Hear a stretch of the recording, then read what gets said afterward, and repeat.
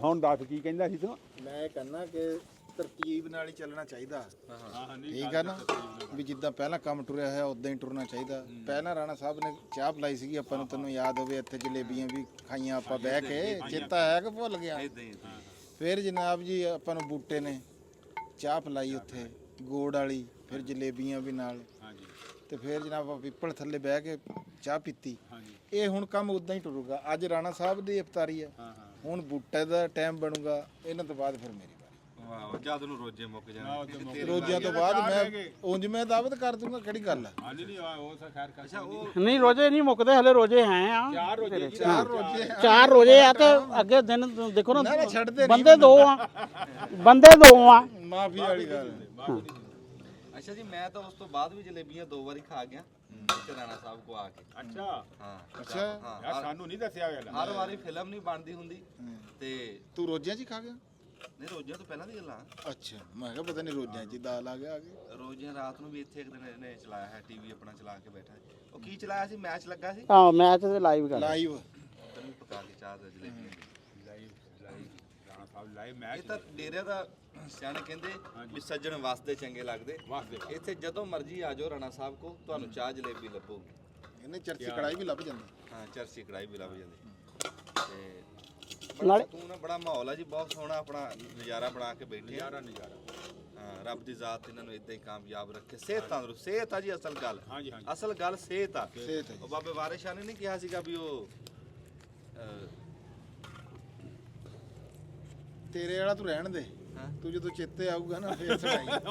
ਬੂਟੇ ਨੇ ਇੱਕ ਬਾਬੇ ਵਾਰਿਸ ਸ਼ਾਹ ਦਾ ਸ਼ੇਰ ਸੁਣਾਇਆ, ਉਹ ਸੁਣ ਜਰਾ।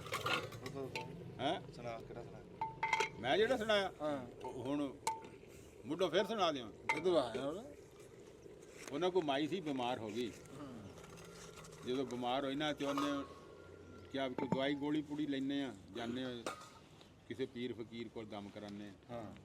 ਉਹ ਵਾਰਿਸ ਸ਼ਾਹ ਕੋਲ ਚਲੀ ਗਈ ਜੀ। ਉਹਨਾਂ ਪੁੱਛਿਆ ਵੀ ਮਾਈ ਕੀ ਗੱਲ ਆ? ਉਹਨੇ ਕਿਹਾ ਸੀਨ ਸੁੱਕ ਕੇ ਝੋਟੇ ਦੇ ਕੱਦ ਹੋਈਆਂ। ਸੀਨ ਸੁੱਕ ਕੇ ਝੋਟੇ ਦੇ ਕੱਦ ਹੋਈਆਂ, 60 ਗਜਾਂ ਦਾ ਘਗਰਾ ਪਾਵਨੀਆਂ।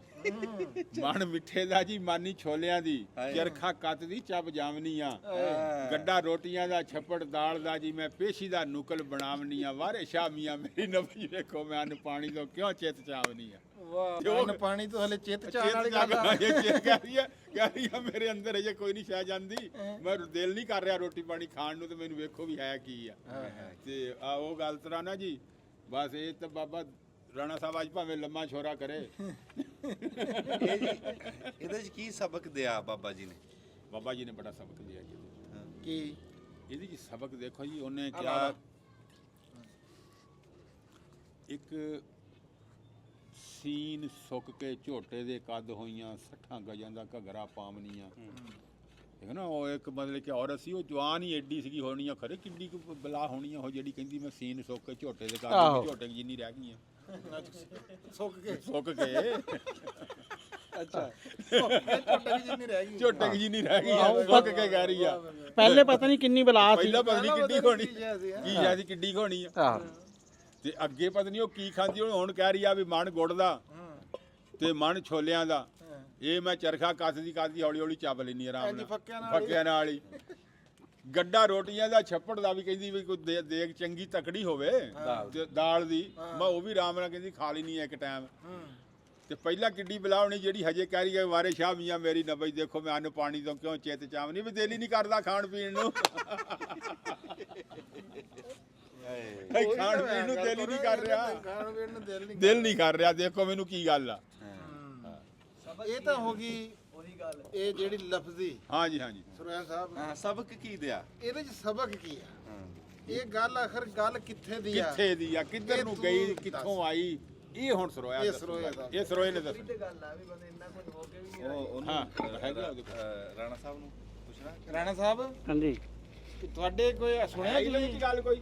ਨਹੀਂ ਜੀ, ਮੇਰੇ ਇੰਨਾ ਜ਼ਿਆਦਾ ਜਿਹੜਾ ਵਾ ਨਾ ਇਹ ਨਹੀਂ ਹੈ। ਮੇਰੇ ਤੇ ਖਿਆਲ 'ਚ ਇਹੀ ਆ ਕਿ ਜਿਹੜੇ ਲੋਕੀ ਐਵੇਂ ਫੜਾ ਮਾਰਦੇ ਆ, ਜਾਂ ਤਾਂ ਉਹਨਾਂ ਦਾ ਜ਼ਿਕਰ ਆ, ਜਾਂ ਜਿਹੜੇ ਬੰਦੇ ਬਹੁਤੇ ਪੇਟੂ ਆ ਉਹਨਾਂ ਦਾ ਜ਼ਿਕਰ ਆ। ਹੈਂ ਨਾ ਸ਼ੁਕਰੀ, ਨਾ ਉਹੀ ਯਾਨੀ ਕਿ ਪੇਟੂ ਬੰਦਾ ਨਾ ਸ਼ੁਕਰ ਹੀ ਹੁੰਦਾ ਵਾ।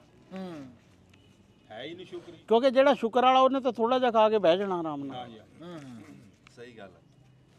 ਤੁਸੀਂ ਕੀ ਕਹਿੰਦੇ? ਨਹੀਂ ਗੱਲ ਇਹੀ ਆ ਜਿੱਦਾਂ ਕਰੀ ਆ ਇਹਨਾਂ ਨੇ ਗੱਲ ਪੂਰੀ ਕਰੀ ਆ।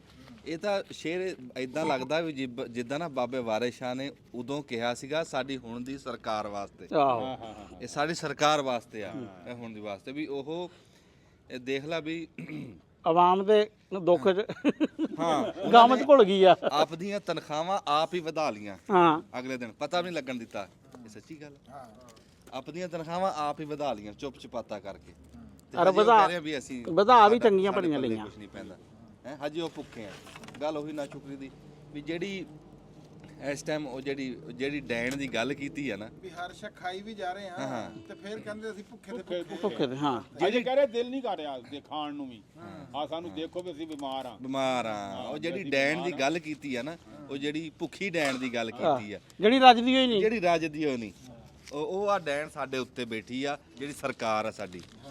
ਹਾਂ ਉਹ ਇਹਦੀ ਗੱਲ ਕੀਤੀ। ਆ ਗੱਲ ਕੀਤੀ ਹਾਂ 100% ਤੂੰ ਠੀਕ ਜਗ੍ਹਾ ਤੇ ਪਹੁੰਚਿਆ। ਗੱਲ ਇਹ ਵਾਕਈ ਨਾ ਇਹ ਸਰਦਾਰਾਂ ਦੀ ਜਿਹੜੇ ਸਾਡੇ ਸਰਕਾਰਾਂ ਹਾਂ ਹੁਣ ਤੂੰ ਕਣਕ ਦਾ ਹੀ ਤੂੰ ਦੱਸ ਦੇ ਇਹ ਅਸਲ 'ਚ ਹਰ ਦੌਰ ਦੇ ਹੁਕਮਰਾਨਾਂ ਤੇ, ਯਾਨੀ ਕਿ ਉਸ ਦੌਰ ਦੇ ਹੁਕਮਰਾਨਾਂ ਤੇ ਟਾਂਚ ਆ। ਇਹ ਹੁਣ ਇੱਥੇ ਵੀ ਇਹ ਸਾਦੇ ਕਰਦੀ ਹੈ।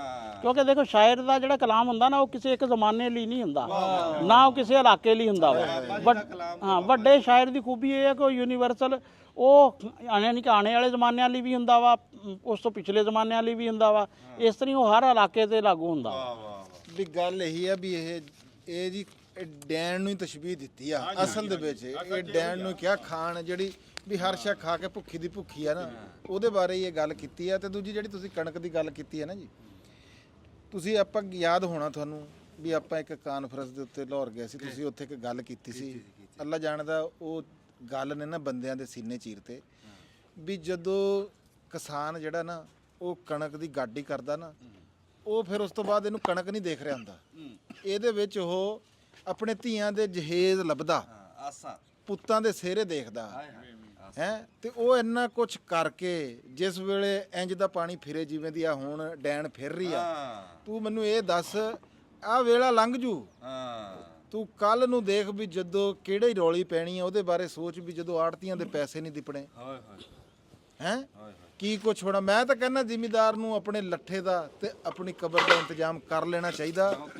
ਤਿਆਰੀ ਹੋਣੀ ਚਾਹੀਦੀ ਆ ਵੀ ਉਹ ਲੈ ਕੇ ਰੱਖ ਲਵੇ। ਜਿਹੜਾ ਹਾਲ ਅੱਜ ਤੋਂ ਤੁਹਾਨੂੰ 1 ਮਹੀਨੇ ਬਾਅਦ ਨਜ਼ਰ ਆਊਗਾ ਨਾ, ਆੜਤੀਆਂ ਨੇ ਵੱਖਰਾ ਰੋਣਾ, ਲੋਕਾਂ ਦੇ ਕੁੰਡੇ ਖੜਕਣੇ, ਵੈਸੇ ਬੰਦਿਆਂ ਨੇ ਬਾਹਰ ਅੰਨਮ ਵਾਲੀ ਉਹ ਗੱਲ ਵੀ ਆਂਦੀ ਆ ਜਿਹੜੀ ਉਹ ਨਹੀਂ ਕੜਿੱਕੀ ਵਾਲੀ, ਵੀ ਇਹ ਕੜਿੱਕੀ ਜਿਹੜਾ ਵਾ ਇਹ ਕੜਿੱਕੀ ਸਾਰਿਆਂ ਲਈ। ਇਹ ਬਾਅਦ ਜਦੋਂ 2-4 ਸਾਲ ਬਾਅਦ ਨਾ ਜਦੋਂ ਕਣਕ ਜ਼ਿਮੀਦਾਰਾਂ ਨੇ ਕੋਈ ਲੱਭ ਲਿਆ ਵੀ ਹੋਰ ਕਿਸੇ ਪਾਸੇ, ਜਾਂ ਇੱਕ ਇਹ ਵੀ ਲੱਭ ਲਓ। ਕਈ ਵਾਰੀ ਹੁੰਦਾ ਨਾ ਕਹਿੰਦੇ ਆ ਬੰਦਾ ਕਾਰੋਬਾਰ ਕਰੇ ਨਾ ਇਹ ਨੁਕਸਾਨ ਹੁੰਦਾ, ਜੇ ਵਿਹਲਾ ਰਵੇ ਤਾਂ ਫਾਇਦੇ ਜਾਂ ਕਮ ਸੇ ਕਮ ਨੁਕਸਾਨ ਨਹੀਂ ਹੁੰਦਾ।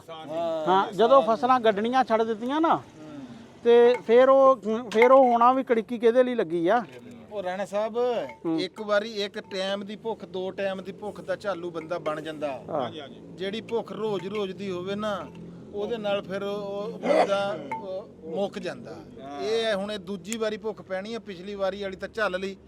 ਦੇਖੋ ਨਾ ਹੁਣ ਆਪਾਂ ਰੋਜ਼ਾ ਰੱਖਿਆ। ਹਾਂ ਉਹ ਦੇਖੋ ਜੀ ਉਹਦੇ 'ਚ ਹੁੰਦਾ ਨਾ ਇੱਕ ਦਿਨ ਦਾ ਮੀਂਹ ਗੁਜ਼ਾਰਾ ਕਰ ਜਾਂਦਾ, ਜੇ ਅਗਲੇ ਦਿਨ ਵੀ ਮੀਂਹ ਪਵੇ ਨਾ ਤੇ ਫਿਰ ਪੱਠੇ ਪੁੱਠੇ ਹਰ ਸ਼ਾ ਮੁੱਕ ਜਾਂਦੀ ਆ। ਉਹੀ ਮੈਂ ਗੱਲ ਕਰਦਾ ਨਾ ਵੀ ਰੋਜ਼ਾ ਰੱਖਿਆ ਹੋਇਆ, ਹੁਣ ਜੇ ਰੋਜ਼ਾ ਖੋਲਣ ਦਾ ਵੇਲੇ ਆ ਖਾਣ ਪਕਾਣ ਦਾ ਇੰਤਜ਼ਾਮ ਹੋ ਰਿਹਾ, ਜੇ ਆਹ ਵੇਲਾ ਵੀ ਖੁੰਝ ਗਿਆ ਤੇ ਫਿਰ ਇਸ ਤੋਂ ਬਾਅਦ ਸਵੇਰ ਵਾਲਾ ਵੀ ਖਿੰਝਾ ਦੇ ਤੇ ਬੰਦੇ ਦੇ ਪੱਲੇ ਕੀ ਰਹਿ ਗਿਆ। ਸਾਨੂੰ ਤੁਸੀਂ ਫਿਰ ਚੁੱਕ ਕੇ ਹੀ ਲਿਆਣਾ ਨਾ, ਫਿਰ ਮੋਢਿਆਂ ਤੇ ਚੁੱਕ ਕੇ ਲਿਜਾਣ ਵਾਲੀ ਗੱਲ ਬਣ ਜਾਣੀ ਤੇ ਔਖੀ ਆ ਜੀ ਸਰੋਇਆ ਸਾਹਿਬ ਅਗਲੀ ਗੱਲ।